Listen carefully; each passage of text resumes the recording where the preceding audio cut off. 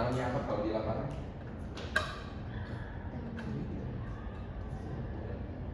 Yang bulat.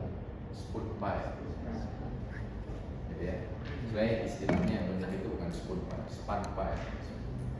Tulisannya spoon, bacanya span.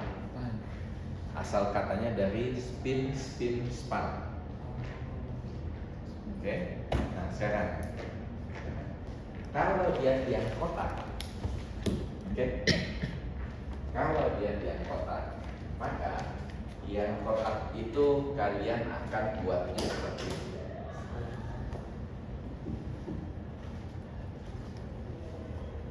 Tiang kotak, gitu ya. Ada cetakannya, kemudian saya masukkan besi.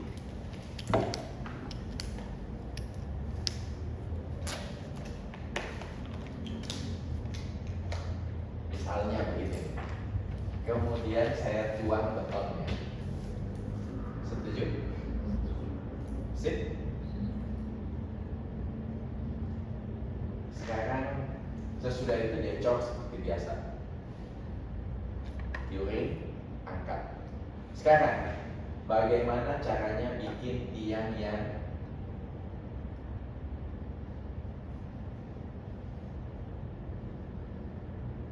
bulat ini? Tiangnya bulat. Lebih ajaib lagi, dia akan bolong di tengah. Iya. Pakai cetakan juga dong. Gimana caranya? Coba dicetak. Kalau saya tuh kayak bikin saluran itu pakai cetakan baja gitu. Ya. Kayak gitu. Kasih tahu saya. Ada yang ada yang lingkaran gede sama lingkaran kecilnya. Terus tinggal dicor dan terus dicabut. Gimana lu cabut kalau sudah ada betonnya di dalam? Pakai. Kalau yang luar, Ini ada potongan-potongannya gitu cetakan. Jadi bisa dicabut satu persatu. Keduanya. Iya. Nggak tahu deh. Nggak ada. Pakai pensil nggak mau. kita kan ngomong gitu tuh. Saya punya tiang.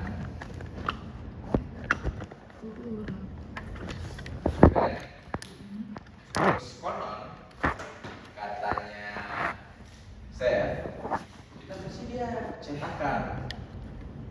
Oke. Saya punya cetakan 2. Begini saya. Dan cetakan dalam. Betonnya lu tuang dari mana? Dari atas. Hah? Sama dari atas. Dari atas. Kan cetakan. Cetakannya vertikal. Cetakannya vertikal. Jadi kalau misalnya dia 12 meter panjang tiangnya, lu punya vertikal 12 meter yang banyak. Kayaknya enggak sih, tapi bertahap gitu satu-satu. Kayak berapa meter gitu. Ayo. Gimana? Horizontal. Habis itu main satu-satu Kalau itu di, bagaimana? kayak di injection gitu pak. Di injection dari ujung sini. Jadi kita injection dia dari sini supaya dia Enggak, dari yang itu yang segitiga. dari segitiga ini. Dari samping-samping. Sini ada, nanti sini ada, sini ada, oh gitu. Sekarang, berarti sebelah sini tutup, sebelah sini tutup.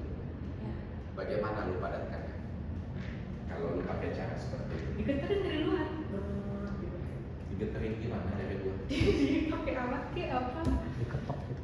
Iya diketok-ketok dari luar. Kalau diketok-ketok bagus kualitasnya. Enggak sih. Dan bayangkan lu harus ketok setiap hari itu ribuan tiang.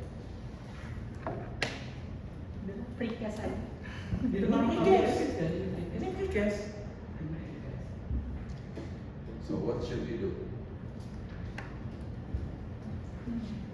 Bikinnya mah langsung sepanjang. Gimana? Bikinnya langsung 12 meter. Untuk bikin hidup lu lebih susah, 100 meter.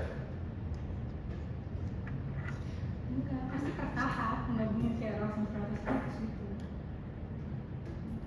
Kan panjang. Masa panjangnya langsung 100? 100 langsung ya? Oh, saya pikir 12 meter. Jangan kebanyakan mikir. Oh iya lagi. 100. Gimana ya? Ya keluarkan kalian punya pemikiran yang crazy gitu ya. Terus bayangkan tuh ya, kalau lu isinya dari sini nih, ada lubang nih. Lubang ini harus dipastikan dia mau mengalir ke bawah sini dan ke bawah sini gitu kan. Dan mengalirnya kemana? Ngalirnya sini-sini dan harus kiri kanan ke sini. Itu juga harus dipikirin. Kalau nggak ngalir, malah segregasi, banyak rusaknya. Yang sudah pernah lihat langsung tiang ini siapa? Ya, sudah pernah lihat? Enggak lihat pembuatan, tapi Pernah lihat langsung tiangnya kan? Pernah lihat. Pernah lihat ya? Pernah. Mulus sekali kan? Betul. Kok bisa? Tapi cetakannya dulu. Cetakannya mulus, tapi kalau dia tusuk-tusuk dari 20 titik, gimana mau mulus?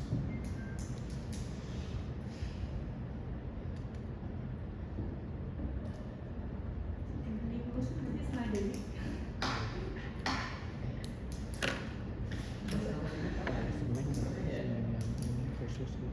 Ini baru ngomong ngecornya, gitu kan?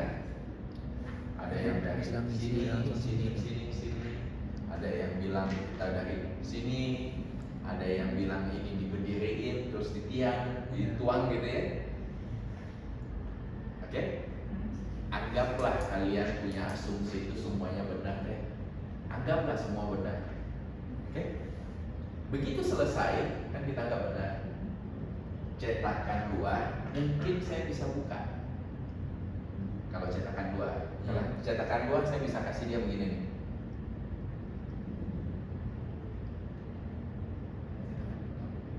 Begitu kan? Bisa, saya kasih begini.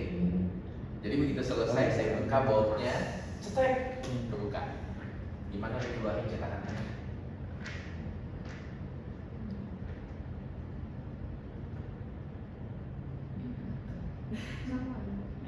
Dibuka di mana di dalam sana? Nih. Cetakan dulu itu ada sepanjang, let's say, nggak usah 100 meter dulu deh. Kita ngomong cetakan dulu ada 6 meter. Gimana lu keluarin cetakan yang di dalam? Dibagi 4 ya sih. Iya, gimana caranya? Dibagi 4 pun kan harus lu Di kencangkan. sini baut, jadi kayak satu-satu gitu dibukanya. Boleh. Di sini lu buka satu-satu gitu ya. Nih, sebelah sini, karena ada bolongannya sini. Iya. Di sini, gimana lu buka? Waktu masang sebelum kecot gua oke. Bukanya gimana? Dan lu nggak mungkin pasang cuma di sini dong. Iya. Kalau cuma 2, logistiknya hancur. Pasti lu pasang beberapa titik. Nah, siapa yang bisa pasang? Kan nggak mungkin lu suruh anak bayi masuk ke dalam.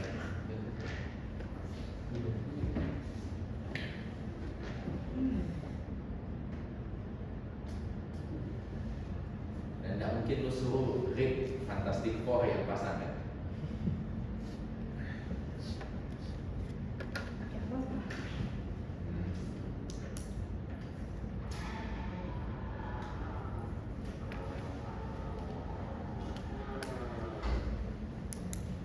Jadi tengahnya dibor Pak?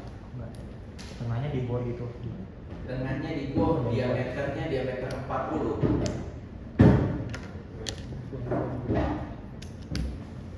Tidak efisien. Kalau udah dibuang, mending gua nggak usah bikin bolong tengahnya. Buang-buang duit, susah gua. Material mahal dibuang lagi.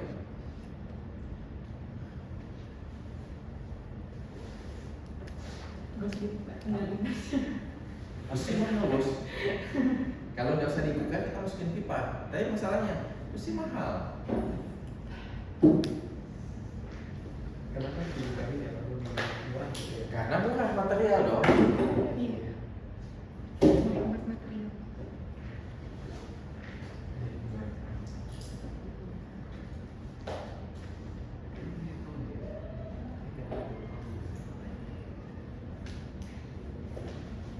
troubleshoot dulu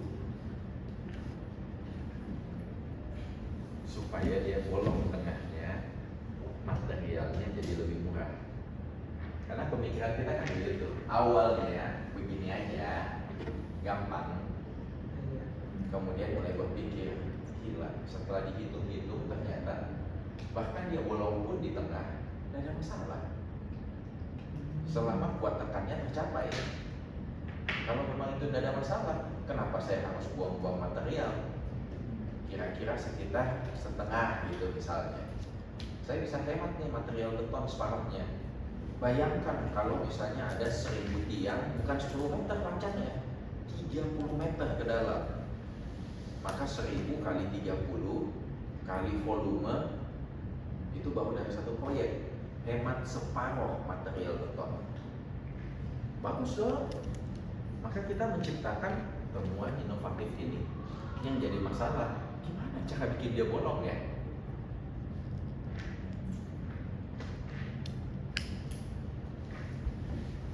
Ingat namanya apa? Nama tiangnya? Spoon pipe. Spoon pipe.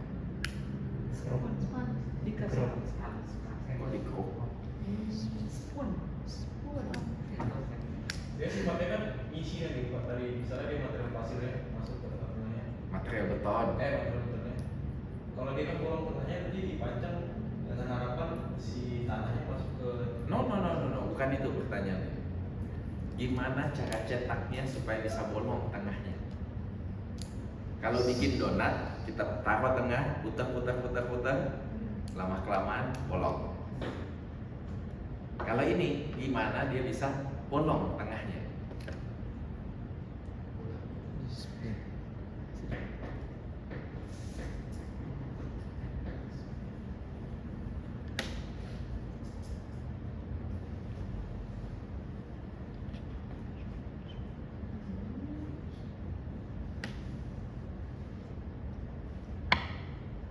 Pada saat bocorannya Pak, dikasih plat untuk misalnya itu tengahnya Pak.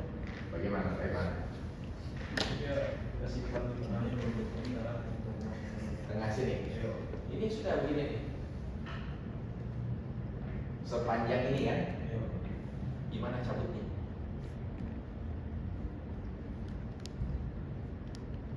Kalau yang dua kita cabut gampang nih. Bisa gua kasih begini, kasih bau. Yang dalam gimana cabutnya?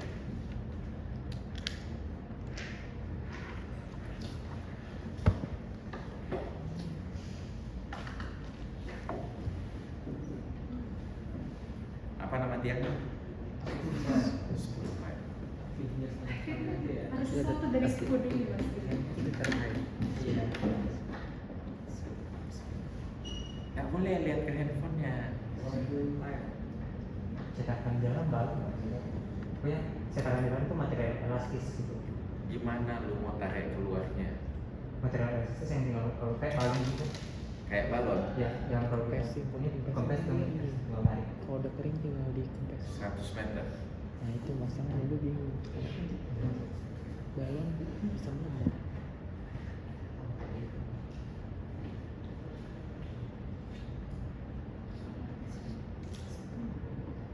Spoon itu asal katanya spin, span, diputar.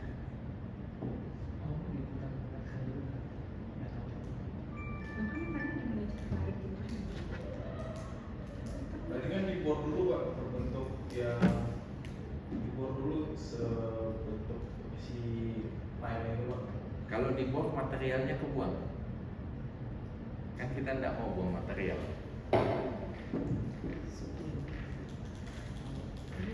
Apa dikasih kecepatan tinggi sampai atas ya peneliti dalamnya. Sampai lepas.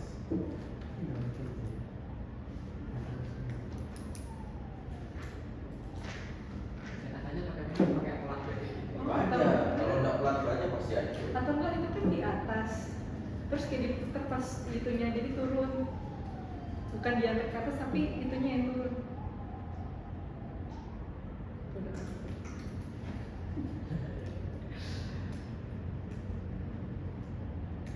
Begitu. Gak ada cetakan.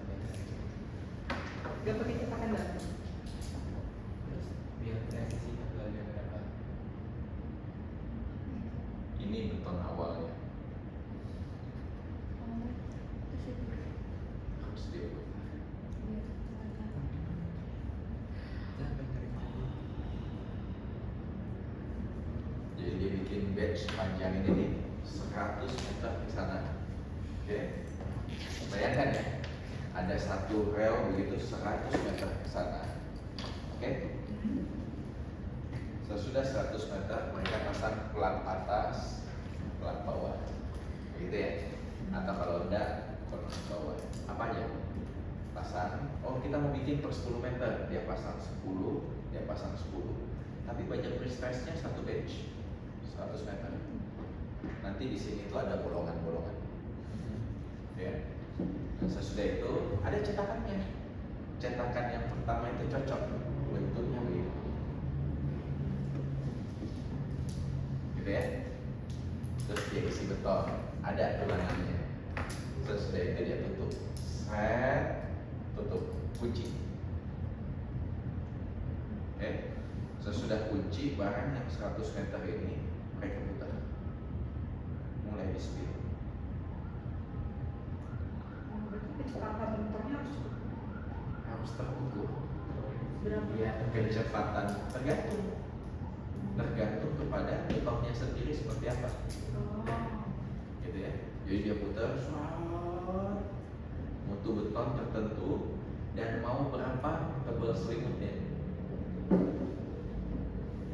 Gitu ya. Saking cepatnya mereka putar, maka semua beton itu akan mengalami ikatan karena dapat gaya centrifuge gitu ya. Iya, keluar dia. Ini semuanya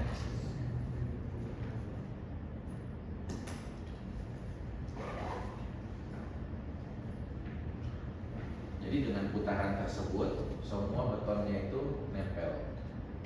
Oke. Kalau berlebihan, kadang-kadang itu ada air semen yang nempel. Kalau yang bagus, air semennya itu harus dibuang. Jadi waktu mereka mau pindahkan tiangnya, itu diangkat sedikit air semennya keluar. Kalau yang tidak bagus, kalau yang pernah lihat ini di lapangan, kadang-kadang di lapangan itu kelihatan kayak di dalam itu tidak bulat. Dia kayak ada separuh gitu endapan air semen, itu tidak boleh. Tidak sempurna hasilnya. Oke. Jadi ini dia putar. Tapi modelnya tidak begini ya. Dia tidak ada yang keluar gitu. Cetakannya itu semuanya bautnya baut di dalam sisi cetakan. Oke. Jadi cetakannya itu kayak begini. Nanti ada sirip-siripnya. Jadi kalau memanjang itu ini ada sirip, ada sirip. Nah di sini ini ada baut-bautnya gitu ya. Kalau memanjang. Oke. Jadi dia waktu dibikin dia di spin kecepatan tinggi sampai jadi. Oke. Ini yang membuat produksi mereka cepat sekali. Hitungan jam boleh dicabut. Itu yang membuat dia mulus sekali. Kenapa? Tak perlu digetarkan. Benar-benar sudah diberi tekanan itu kira-kira bisa sampai 20-30 G. 23. Kita begini, ini satu gravitasi. Ini satu gravitasi. Mau berasa dua gravitasi, berarti cari orang setinggi 10 kali lipat kita. Itu dua gravitasi. Harus 10 kali. Karena hitungannya itu 10 kali, bukan satu kali ya. Jadi menggendong satu orang itu cuma 0,1 G. Oke. Begitu selesai, ini sudah ketekan begitu tuh, berhenti, ini dia akan turun lagi. Dia sudah padat tuh, langsung padat. Buka cetakan, buang air sisa air semen, pindahkan keluar. Karena harus efisien. Kita punya kebutuhan itu untuk tiang-tiang seperti ini per hari itu bisa ribuan biji. Makanya punya banyak sekali rumah produksi tiang. per hari itu butuhnya itu ribuan biji, puluhan ribu meter. Nah, kapasitas produksinya itu harus jelas. Oke. Dengan ini tidak ada material yang terbuang, semuanya bagus. Gitu ya. Ini jelas ya. Jadi cara pembuatannya di spin. Karena cara pembuatannya itu diputar, sehingga dia dinamakan span pile, tiang yang diputar. Oke, span itu bentuk ketiga. Bentuk ketiga. Kalian belajar kan bahasa Inggris ya?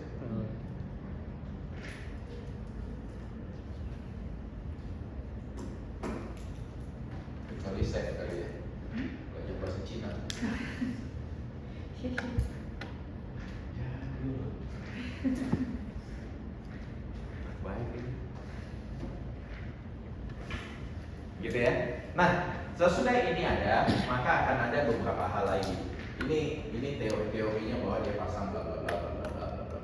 Nah, sekarang rasanya saya beberapa minggu lalu saya sudah jelaskan. Misalnya, kenapa dia menggunakan baja pre-stress? Ya, sebenarnya bukan saat pancangnya, tapi saat mobilisasinya. Ya, supaya apa?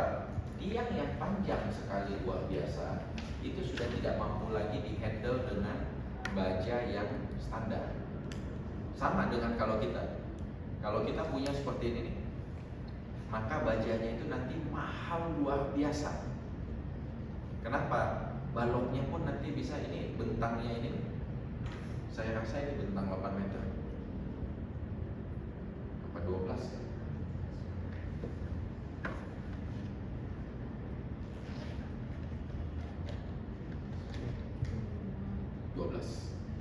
Kurang lebih 12 meter. Oke. Jadi ini bukan bentang biasa. Nah, sekarang Pak, berarti 12 meter boleh dong? Boleh. Masih pakai tulangan biasa kayak begini? Boleh. Tapi ingat ya, ukurannya itu minimal baloknya 80. Supaya apa? Supaya tidak meledet. Jadi balok kita ini gede-gede. Lihat aja tuh, tiangnya aja 1 meter. Baloknya harus tinggi-tinggi. Tinggi balok. Ini tinggi balok. Ya enggak? Nah, sekarang kalau saya butuh tiangnya cuma 40 kali 40 gimana dong, Pak? Tidak boleh dong 12 meter. Boleh. Tapi besinya banyak sekali. Duh, mahal. Karena besi kan mahal tuh. Besinya banyak dan ukurannya gede-gede. Diameter 16, 19, 20. Begitu kan? Nah, terus mereka ngomong, jadi harus gimana? Pakai baja pre-stress. Baja konvensional kalian akan pakai itu mungkin segede ini, kurang lebih besi 16, besi 19. Jempol kalian itu 16, 19. Jempol normal. Gitu ya. Diameternya itu sekitar 16, 19. Tapi kalau kalian pakai baja pre-stress, diameter 6 atau 8 cukup.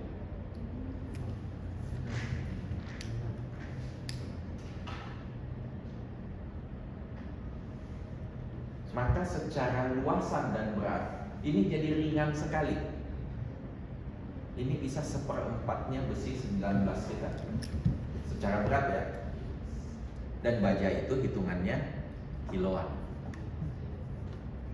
Oke? Maka mereka ngomong, kalau begitu kita pakai bahan yang lebih kecil, lebih ringan, tapi lebih elastik. Dipilihlah baja pre-stress.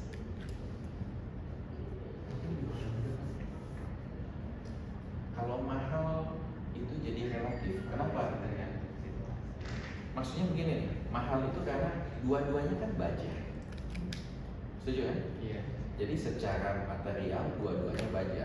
Yang satu tapi kita kurangi kandungan karbonnya, tentu lebih mahal. Tapi tidak 4 kali lipat. Anggaplah ini lebih mahal 2 kali lipat. Tapi secara berat ini lebih ringan 4 kali lipat. You still profit twice. Kalau untungnya masih 2 kali, ambil atau tidak? Ambil. Let's go. Itu yang mendasari kenapa kita pakai dia. Terus waktu dibuat kan banyak sekali orang awam yang ada di lapangan. Kalau kalian sudah tahu kan bahwa kalau mengangkat balok, bukan penampang ekonomis balok, oke, itu selalu ada di 1/4 bentang. Ada yang tahu itu? Itu aware kan kalian kan? 1/4 bentang itu kalian sering dengar di tempat lain? Mungkin Bapak pernah mention ya? Iya, tapi maksudnya di kuliah Iya, KBRB. Iya. SBB. ada ya? Ada. Untuk beton ada ya? Ada. Apalagi kalau Pak Surajin biasanya dia harus ngomong itu ulang-ulang gitu. Cuma saya nggak tahu kalian dapat Pak Surajin nggak ya? Ada. Berarti pasti dia ngomong. Oke, kenapa 1/4 bentang? 1/4 bentang itu kita anggap penampang ekonomis. Terutama buat siapa? Buat orang-orang struktur. Oke, kenapa harus 1/4 bentang? Jadi mereka ngomong gitu. Kalau saya punya seperti ini, kemudian saya berikan dia beban, let's say terpusat, ada yang pas di tengah, gitu ya. Maka kalau di sini perletakannya itu sendi dan roll, maka bidang momen saya sudah pasti akan seperti ini. Setuju? Begitu ya? Iya. Maka kalau seperti ini, saya tahu bahwa bidang gesernya itu pasti akan seperti ini.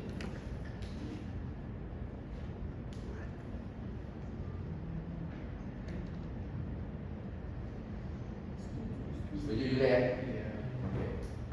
Artinya apa? Momen terkecil ada di perletakan, momen terbesar ada di tengah bentang, Iya. geser itu ada di sepanjang.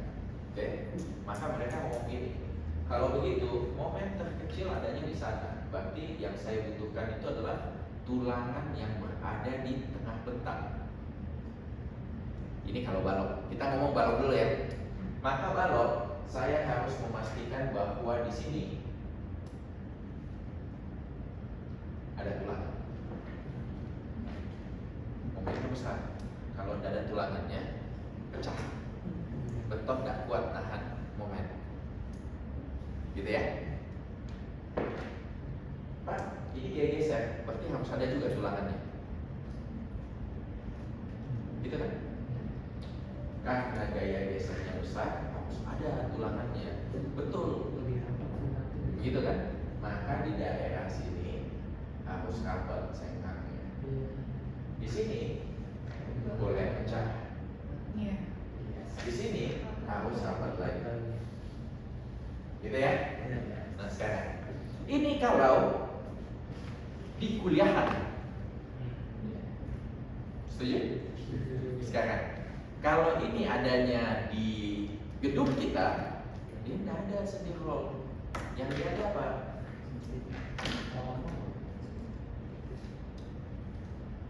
Jepit, jepit. Sehingga kalau saya kasih tengah bentang seperti ini betul-betul beban terbagi rata, maka momennya itu di mana? Momennya akan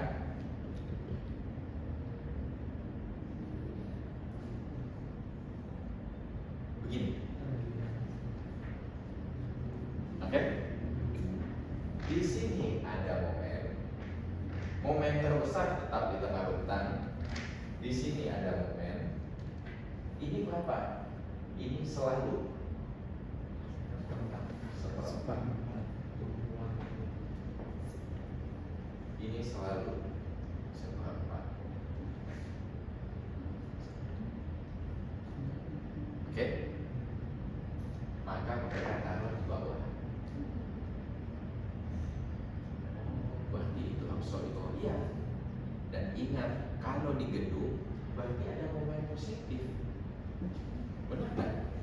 Makanya mereka ngomong di sini harus ada tulangan atas.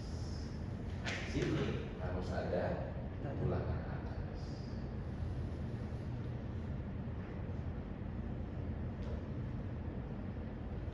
Oke?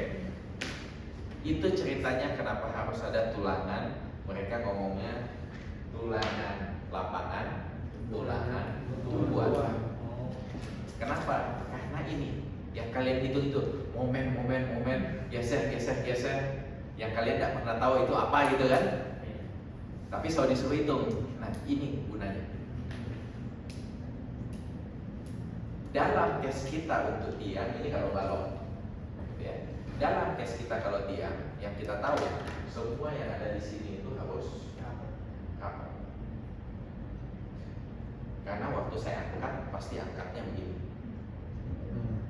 Supaya apa? Menambah ekonomis.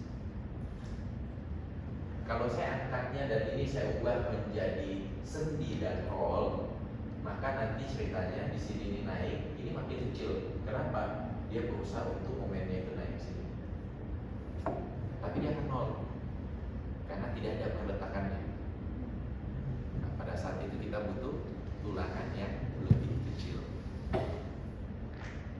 Sayangnya yang paham ini cuma kalian, itu pun per hari ini, gitu ya. Bayangkan ya, anak sipil yang paham itu kalian, karena kalian kuliah, itu pun hari ini. Terus nanti karena kalian sudah terbiasa, misalnya kayak saya ya, ini jadi bahan biasa buat saya. Jadi yang kayak biasa aja. Terus karena saya kebiasaan setiap hari, inilah pekerjaan saya anggap ini rutinitas saja. Kalian mungkin tidak pernah ingat bagaimana susahnya pertama kali disuruh ngaji. Tapi coba kalian ingat-ingat, gua ngapain disuruh hafalin yang kayak beginian? Bisa kabur, gua kabur bos. Setuju ya? Tapi sesudah itu sih biasa aja. Mungkin sekarang kalau kalian disuruh untuk temenin ponakan kalian, bisa jadi kalian mau begini.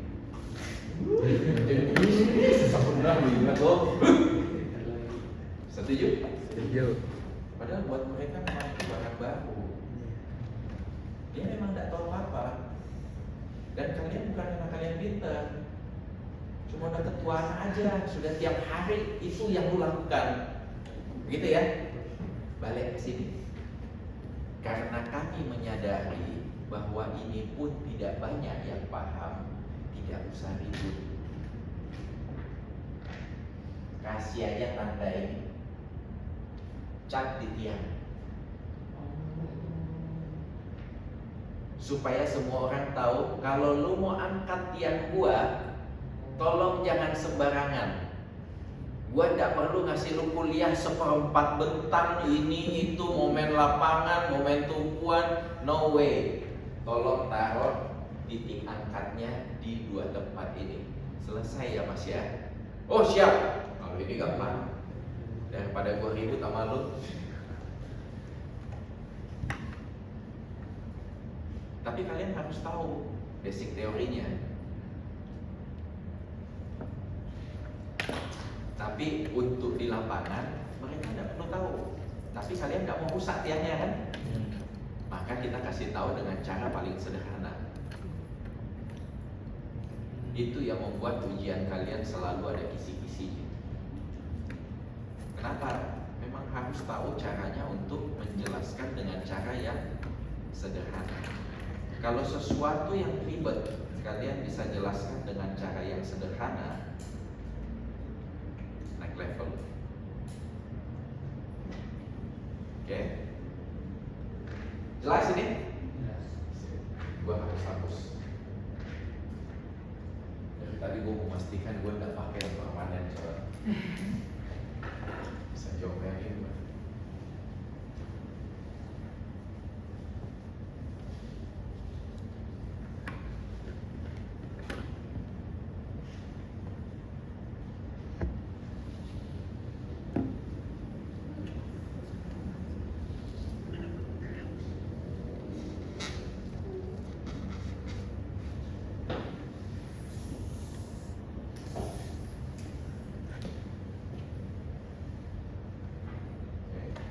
Saya perlu menjelaskan itu supaya kalian memahami why-nya.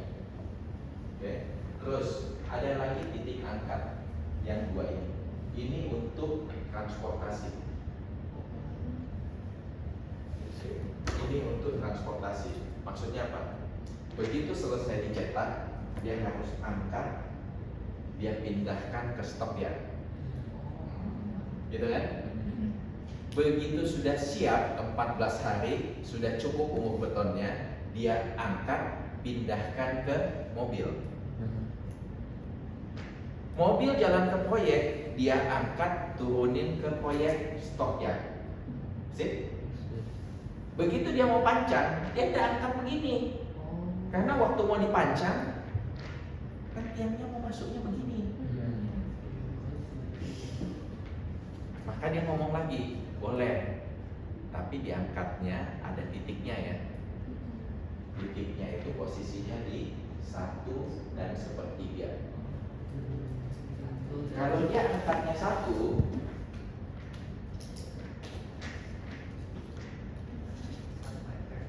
meter. Kalau dia angkatnya 1 ceritanya nih ya, dan ini tiang yang panjang sekali gitu. Maka yang terjadi apa? Yang terjadi ini begini.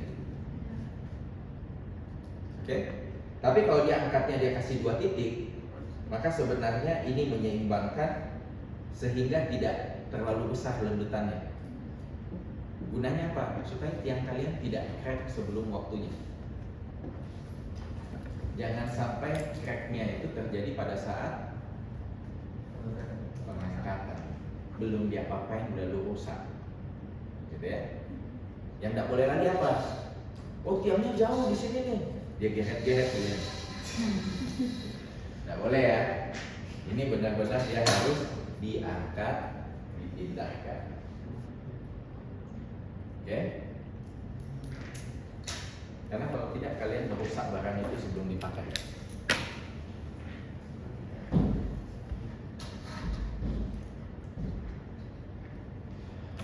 Oke.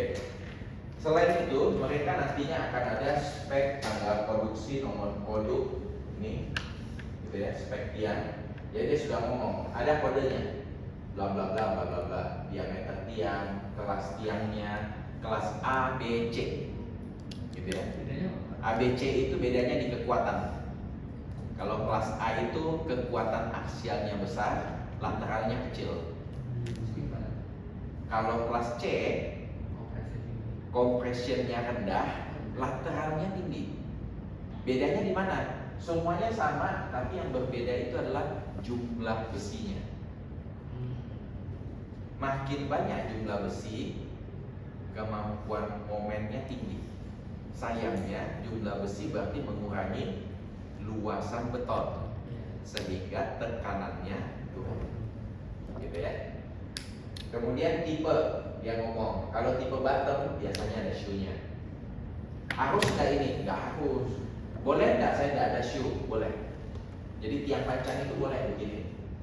Tidak ada yang salah dengan tiang pancang yang pesek ujungnya itu, boleh, nggak ada masalah, tidak salah. Ya. Terus panjang tiang, berarti tiang ini kalau dia tulis 12 meter. Kalau ini 15 meter. Ya. Hitungnya dari mana? Dari sini. Dari ujung. Kalau sampai ada ujung, maka ujungnya sini. Kalau tidak pakai ujung, berarti itu 12. Tidak boleh 11,6, tidak boleh 11,8, tidak boleh. Cuma ada 12. Ya. Ini diameter PC bar, tipe PC bar, kalau ada spek khusus. Nah ini macam-macam, terlalu banyak ini. Saya tidak hafal kalau ini. Karena ini bisa jadi dia minta begini nih. Saya minta ada besi tambahan. Saya minta itu ada tambah retarder untuk betonnya. Saya minta ada tulangan spreadernya. Banyak macam-macamnya. Ada yang minta itu supaya ada bolongan di dalam tiang. Ada yang minta supaya dipasangin instrumen. Jadi terlalu banyak variasinya. Tapi kalau itu ada, maka ini muncul. K7 ada spek khusus. Kalau tidak ada, dia berhenti sampai B. Selesai. Oke? Ini untuk informasinya. Buat saya tapi ini yang penting. Supaya kalau ada kerusakan pada tiang, kadang-kadang nih ya kalau di proyek pukul, pecah. Nah, oke mungkin pecah kali ini ya. Satu tiang. Begitu dia pecah, kalian harus cari nomor kodak. Kenapa? Saya mau tahu dia pabriknya mana, jalur berapa, nomor urut produksi. Kenapa? Yang tadi saya bilang, sekali saya cor itu 100 meter. Kalau panjangnya itu per 12, maka sekali cor itu saya bisa dapat sekitar 8 ya. 96 saya dapatnya. Jangan-jangan memang beton yang ada di satu line ini rusak semua. Kan sekali pencoran. Jadi saya akan cari tanggal produksinya, kode pabrik, kode jalur, nomor urut. Kalau nantinya kebetulan itu yang rusak semua, oh saya panggil penyedia tiangnya kan, barang kamu yang lainnya ini rusak semua, kayaknya beton kamu hari itu jelek, ganti tiang saya. Berarti garansi berarti. Harus garansi. Wow.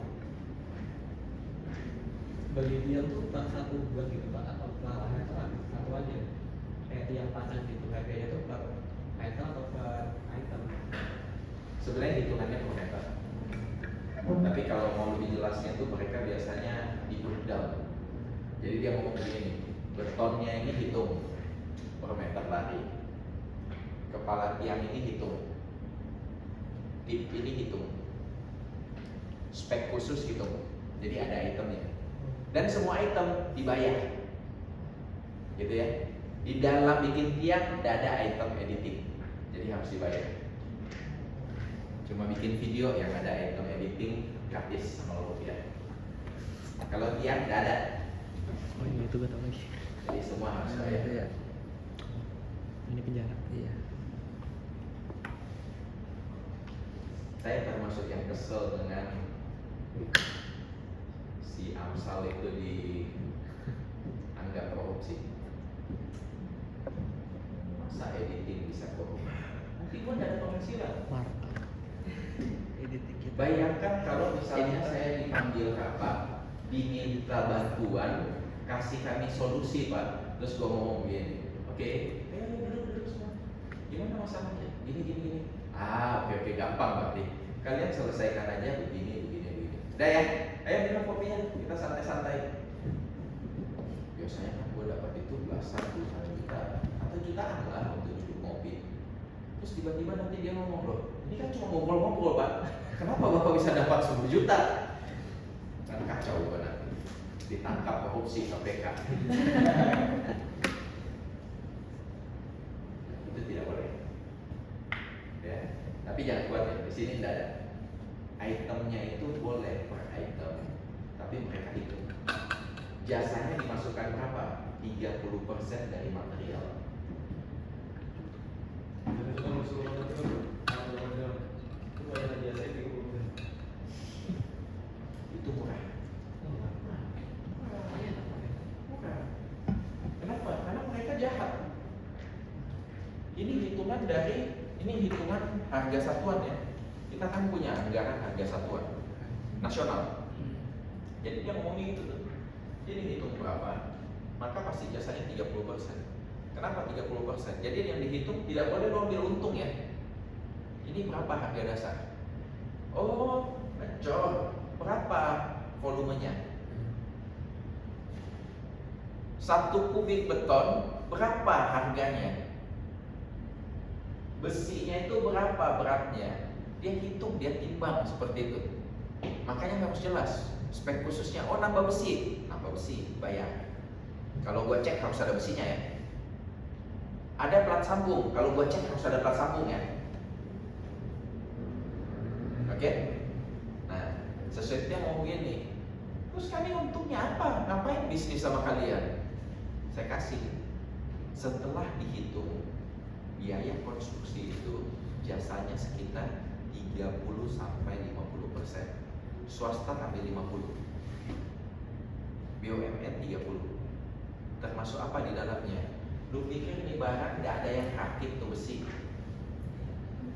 Ada jasa di dalamnya, biaya perakitan besi, yang bantu ngecor, operator yang muter dia, orang yang bantu untuk angkat pindahin, biaya marketing dan lain-lain, gitu ya. Semua biaya itu dimasukkan ke dia. Itu yang tambahan 30%. Dari 30% itu ceritanya 20% jasa, 10% keuntungan. Jadi dia sudah ukur bahwa untung lu 10%. Oke? Dan harus bisa diaudit. Jadi kalau seperti ini, begitu dia ngomong, barangnya kirim kemana? Begitu saya datang ke proyek itu benar harus pakai tiangnya, misalnya Wika. Harus benar tiang Wika. Kalau saya potong tiang ini, audit besar, boleh saya potong. Kalau sampai saya potong tiang ini, benar tidak jumlah besinya? Strandnya benar, besinya benar. Semua harus terbukti. Oke? Sekeras itu hidupnya teknik sipil. Mau tidak keras, MBG. Dia mau periksa apa? Masa dia mau periksa jumlah tinja di dalam septic tank? Yang dia bisa periksa cuma apa? Tanda tangan. Sudah terima berapa baki? Oh, di sekolah saya kita terima 500. Siswanya di sini tuh 500. Tanda tangan. Selesai. Oke. Apa buktinya bahwa itu pernah ada? Benar kan? Kalau kita ada, gua jutek banget sama pemerintah. Dan memang harus jutek, sudah salah ini pemerintah. Pak, jasa 30 sampai 50% itu berlaku semua sipil Pak? Tidak berlaku untuk keahlian khusus. Jadi kalau kalian juga mau hitung untuk bikin rumah, hitung aja materialnya terpisah. Begitu dapat biaya material, kalian sudah tahu tukang itu kurang lebih 50%. Rumah juga sama, gedung juga sama. Kalian sudah tahu segitu. Kenapa? Itu ceritanya angka tidak jelasnya sipil, angka ajaibnya kita. Kenapa saya ambil 50%? Biasanya rumah itu pakainya pandohan. Iya. Kalau gedung pemerintah 30. BUMN kan itu 30. Ini kita ngomong pekerjaan sipil ya, bukan pekerjaan arsitek atau bukan pekerjaan interior landscape. Arsitek interior landscape itu boleh 100%. Keren kan? Kerja sendiri. Salah jurusan. Oke? Boleh sampai 50-100% itu boleh. Kenapa? Ada unsur rasa di dalamnya. Kita juga pakai rasa. Kalian itu punya tidak bisa. Kalian punya kan itu unsurnya harus based on data. Mutlak ada hitungannya, ada dasarnya. Dia enggak. Dia bikin lagu aja itu bisa puluhan M. Benar nggak? Orang mati aja dia tuntut. Kalau orang seni gitu ya, arsitek juga sama. Saya punya satu teman, namanya itu Epeng, namanya jelek sekali, Epeng, oke? Lu tahu kerjanya apa yang dia dibayar itu sekali dia lakukan, itu dia dibayar antara 15-30 juta. Oke? Kalian tidak akan percaya yang dia lakukan. Jadi klien itu datang bilang, Peng,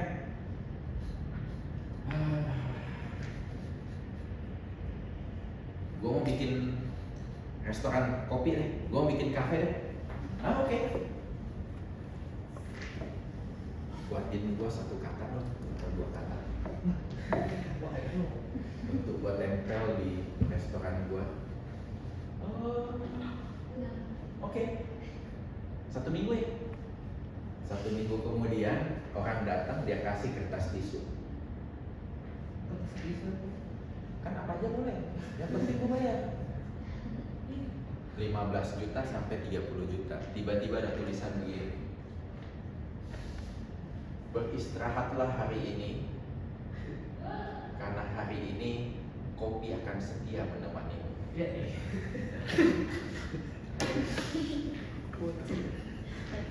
Terus yang baca itu gini,